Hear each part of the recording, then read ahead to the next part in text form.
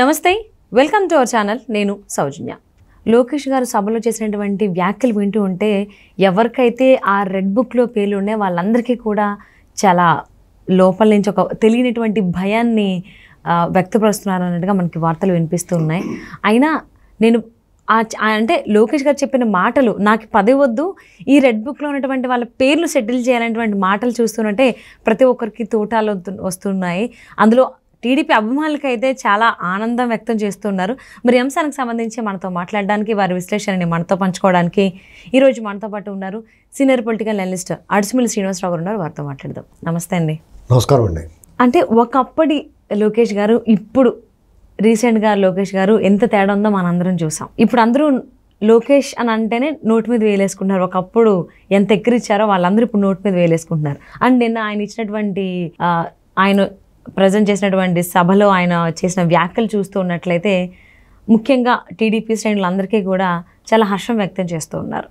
So పదవులు అవసరం లేదు, నాకు కేవలం ఈ రెడ్ బుక్లో ఉన్నటువంటి పేర్లకు సంబంధించి నేను సెటిల్ చేయాలనేటువంటి మాటలు ఎవరి పేర్లు అయితే ఉన్నాయని వాళ్ళకి తెలుసో వాళ్ళకి చాలా భయం వేస్తుంది అన్నట్టుగా వార్తలు వస్తున్నాయి. దీని గురించి మీరేమంటారు? అంటే సాధారణంగా కథల్లో కానీ సినిమాల్లో కానీ రెవెన్యూ స్టోరీస్ సూపర్ సక్సెస్ అవుతాయి.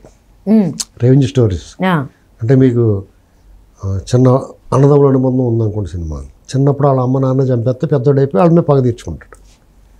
నిప్పులాంటి మనిషి, ఇలాంటి సినిమాలు జింజీరు ఇలాంటివి వచ్చి పాతాయి హిందీ సినిమాల్లోనూ ఆడుతున్నాను. అలాగే తెలుగులో కూడా కథల్లో కూడా రెవెన్యూ స్టోరీస్కే ఒక రకమైన ఆసక్తి, ప్రజలు కూడా దానిలో లీనమైపోయి నిజంగా కోరుకుంటారు కూడా. అయితే మరి ఈ ప్రత్యక్షంగా ఈ 4-5 సంవత్సరాల్లో అంతకుముందు ఎప్పుడూ రాజకీయాల్లో లేనటువంటి విపరీత పోకడలో విపరీత పరిణామాలు జరిగినాయి ఆంధ్రప్రదేశ్లో. అకారణంగా చాలామందిని వేధించారు. అంటే ఎవడ బతుకుతున్నామని కూడా ఇబ్బంది పెట్టేశారు. రాజకీయంగా అయితే పీక్స్కి వెళ్ళిపోయారు వేధింపుల్లో. అంటే వ్యాపారాల ఆర్థిక మూలాలు దెబ్బ కొట్టడం, భౌతికంగా దాడులు చేయటం, అక్రమ కేసులు పెట్టడం, ఇంట్లో పడుకున్నవాడిని కూడా ఇదిలో లాక్కొచ్చి ఇబ్బంది పెట్టారు. దీనికి రాజకీయ నాయకులు ఎలా చేశారని కూడా అధికారులు దానికి పూర్తిగా సహకరించారు.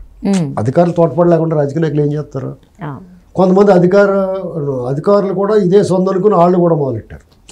పోనీ వాళ్ళు ఏమైనా శుద్ధపూసలా అంటే వాళ్ళన్నీ అక్రమ వ్యాపారాలు, లంచగొండితనం, అవినీతి కూడా ఈ గోల్లో వాళ్ళు మునిగిపోయినారు. ఇక వీళ్ళందరి పని పట్టాలంటే మరి కార్యకర్తలందరూ, తెలుగుదేశం పార్టీ నాయకులు, కార్యకర్తలు, సానుభూతి పరులు, సామాన్య ప్రజలు కూడా రగిలిపోతూ ఉన్నారు. వీళ్ళకి శిక్ష పడాలి, వీళ్ళు వదిలిపెట్టకూడదు, వీళ్ళ అధికారం చేతిలో ఉంది కదా అని రెచ్చిపోయారు, రేపు అధికారం కోల్పోయిన తర్వాత వాళ్ళ సంగతి చూడాల్సిందే అనేటువంటి భావనకు వచ్చేసి ఉన్నారు. దాన్ని అడ్రస్ చేస్తున్నాడు. మనం అధికారం ఇప్పుడు వీళ్ళు పల్ల కూడా తప్పు చేసాడు, మేము మర్చిపోము. గతంలో చంద్రబాబు నాయుడు గారి మీద ఒక అపవాదం ఏంటంటే ఎన్నికల వరకు ఎలా ఉన్నా కానీ ఎన్నికలైన తర్వాత ఆయన అధికారంలోకి వస్తే పాత సంగతులు మర్చిపోయి అందరితో కలిసి పనిచేసుకుంటాడో అలాగే ఉండేది కూడా. ఎన్నికలు రాజకీయాలు కూడా ఎన్నికల వరకే, తర్వాత మనం అభివృద్ధి మీద అందరూ కలిసి పనిచేయాలనేటువంటి ఆయన పాలసీ కింద ఉండేది. లోకేష్ దానికి భిన్నంగా మాట్లాడుతున్నాడు కాబట్టి ప్రజల్లో కూడా ఒక రకమైన నమ్మకం ఏర్పడుతుంది. కనీసం ముందు వాళ్ళ పార్టీ కార్యకర్తలు, వాళ్ళ లీడర్స్, వాళ్ళకి సానుభూతి పనులు ఒక కాన్ఫిడెన్స్ ఏర్పడింది అనుకోండి. అలాగే సామాన్య ప్రజలను ఇబ్బంది పెట్టిన వాళ్ళు కూడా వాళ్ళు పని పడతానని చెప్తున్నాడు. ఇది కొంతవరకు వాళ్ళ పార్టీకి అడ్వాంటేజ్గా ఉంది, నమ్ముతున్నారు. మరి అతను రేపొద్దున అధికారంలోకి వచ్చినారు, ఆయన ఏదో మంత్రి పదవి తీసుకుని ఆ కార్యక్రమాల్లో మునిగిపోయి దీన్ని పట్టించుకోలేదు అనుకోండి, మళ్ళీ ఇతను మాట తప్పినాడు అవుతాడు కదా. అందుకని నేను నాకు పదవులేం వద్దు, వీళ్ళ సంగతి చూస్తాను, అది కూడా చట్టం పరిధిలో, చట్ట ప్రకారం వాళ్ళందరూ శిక్షిస్తానంటున్నాడు. వెల్సెడ్ అలా చెప్పాలి వాళ్ళకి ఒక రకంగా. మరి అందరూ బాధపడ్డారు కదండి, కార్యకర్తలు ప్రాణాలు కోల్పోయిన వాళ్ళ కుటుంబాలు ఉన్నారు. అధికారులు అక్రమంగా కేసులు పెట్టి రోజు కుమ్మేసారి కొట్టేసేవారు కదా, వాళ్ళందరికీ ఉంటుంది కదా లోపల బాధ ఉండదా? ఇప్పుడు తప్పు చేస్తే కొట్టడం వేరు, మాకు కష్టం వచ్చింది, మాకు ఇబ్బంది పడ్డాము అని చెప్పి ఒక బాధితుడు వెళ్ళి ఒక కంప్లైంట్ ఫిర్యాదు చేస్తే ఆ బాధితుడిని నిందితుడిని చేసి ఇబ్బంది పెట్టిన సంఘటనలు జరిగినాయి. అడ్డగోలు వ్యవహరించారు పోలీసు, ఇందులో ముఖ్యంగా పోలీసు అధికారులు, ఐఏఎస్లు కూడా ఉన్నారు ఇందులో, ఐపీఎస్లు, ఐఏఎస్లు బాగా పెద్ద అధికారులు కూడా. అలాగే రాజధాని అమరావతి విషయంలోనూ ఎన్నికల అక్రమాలు 1-2 కాదు. కాబట్టి డెఫినెట్గా అందరినీ పనిష్మెంట్ ఉండాలి. వాళ్ళు తప్పించుకోవడానికి సాధారణంగా అధికారులు తప్పించుకుంటారు, రాజకీయ నాయకులు కూడా తప్పించుకుంటారు. అధికారం మారిన తర్వాత మళ్ళీ వాళ్ళ కాళ్ళు నొక్కేసి వాళ్ళ కాళ్ళు పట్టేసుకుని తప్పించుకుంటారు ఎన్నాళ్ళు. అది కుదరదు అని చెప్తున్నాడు. డెఫినెట్గా అది వర్కౌట్ అవుతుంది వాళ్ళకి. చెయ్యాలి కూడా, వదిలిపెట్టకూడదండి. ఇప్పుడు రాజధాని ప్రాంతంలో ఒక మహిళని పొత్తుకడుపు మీద తనడు ఒక అధికారి. ఇప్పుడు వరకు అతని మీద చర్యలు లేవు. మహిళా హక్కుల సంఘాలు కమిషన్ వాళ్ళు ఏం చేయలేదు, ప్రభుత్వం చర్య తీసుకోలేదు. అని వదిలేయచ్చా? వదలకూడదు కదా. అప్పుడు రేపొద్దున ఇంకోటి ఏమన్నా ఆయన వదలకుండా అతనికి శిక్ష పడింది అనుకో, రేపొద్దున మళ్ళీ ఇంకోటి ఆ పని చేయాలంటే ఆలోచిస్తాడు కదా. ఇప్పుడు హ్యూమన్ రైట్స్, మానవ హక్కులకి, మన ప్రాథమిక హక్కులకి భంగం కలిగించిన ఒక అధికారి ఉంటాడు ఎవరో ఒకళ్ళు, అతను విడిచిపెట్టేశారు అనుకోండి, అక్రమంగా అన్యాయంగా చేసిన వాడిని ఆయన విడిచిపెడితే రేపొద్దున్న మళ్ళీ అదే పని చేస్తాడు.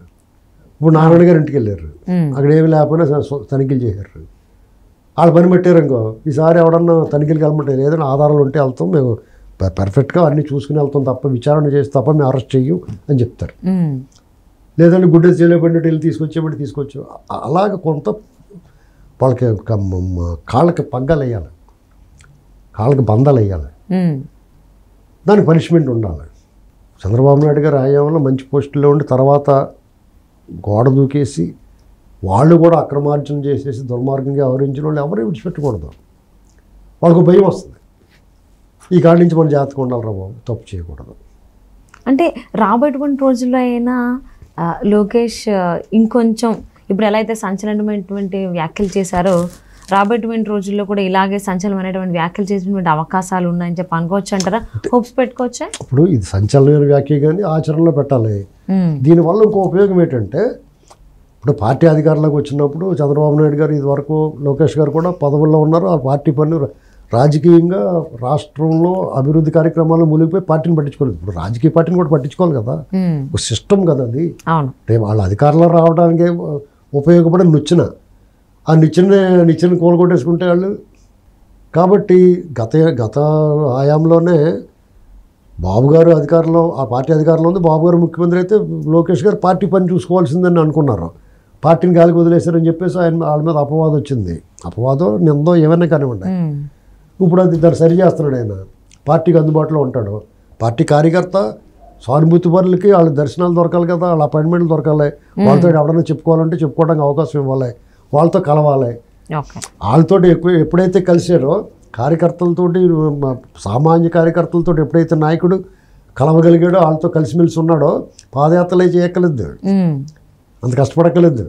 ఎప్పటికప్పుడు వాళ్ళ మనోభావాలు తెలుసుకుంటూ ఉంటారు, దానికి తగ్గట్టుగా వ్యవహరిస్తూ ఉంటారు. అలా కూడా ఉపయోగపడుతుంది ఇది. చాలా మంచి నిర్ణయం అది. అంటే అప్పనంగా వదిలేయటమంటే అప్పనంగా వచ్చిందని వదిలి అధికారంలోకి వచ్చిందని పదవి తీసుకోవడం అంతసేపు అది వదిలేసుకోవడం పెద్ద త్యాగం అది. కాబట్టి మంచి నిర్ణయం తీసుకున్నాడు, మంచి లైన్లో వెళ్తున్నాడు. దాదాపు 40 ఏళ్ళ పాటు లీడర్గా ఉండాలంటే మంచి నిర్ణయం అది. అంటే లోకేష్ గారి గురించి ఒక అభిప్రాయం ఉండేది ఒకప్పుడు, అది కాదు అని చెప్పేసి ఇప్పుడు నిరూపించారు. ఈ మాటల ద్వారా కంటే ముందే నిరూపించారు ఆయన. కాన్ఫిడెన్స్ వస్తుందండి, కాన్ఫిడెన్స్ బిల్డప్ అవుతుంది. ఇతను ఆ లైన్లో వెళ్తున్నాడు, చెప్పాడు కాబట్టి చేయడానికి అతను ప్రయత్నం చేస్తున్నాడు, మనం అతను గెలిపించుకోవడం మన బాధ్యత అనేటువంటి విషయం వాళ్ళకి తెలుస్తుంది. అవును, ఇప్పుడు బాధ్యత ప్రజల మీద పడుతుంది. ఇతను గెలిపించుకుంటే మన ఆశయం, మన కోరిక ఏమైతే ఉందో, ఇప్పుడు ప్రతి ఓడికి కూడా మనిషి బతకాలంటే ఏంటి, ఆశ ఉండాలి. రేపు చాలా బాగుంటుంది అనుకుంటే ఆశ బతికిస్తుంది, భవిష్యత్తు బాగుంటుంది అనుకుంటే. అలాగే పగ ప్రతీకారం ఉంటే కూడా పగ తీర్చుకోవడం కన్నా బతుకుతుంది. పోగుంది అనుకుంటే చచ్చిపోతాం, ఆ పగ తీరిందని చచ్చిపోతుంది. అలాగే ఉంది. సో అంటే కొన్నిసార్లు పగ కూడా ప్రాణాలు నిలబెడుతుంది. పగ ప్రతీకారంలో ఉన్నవాడు బతకాలని కోరుకుంటాడు.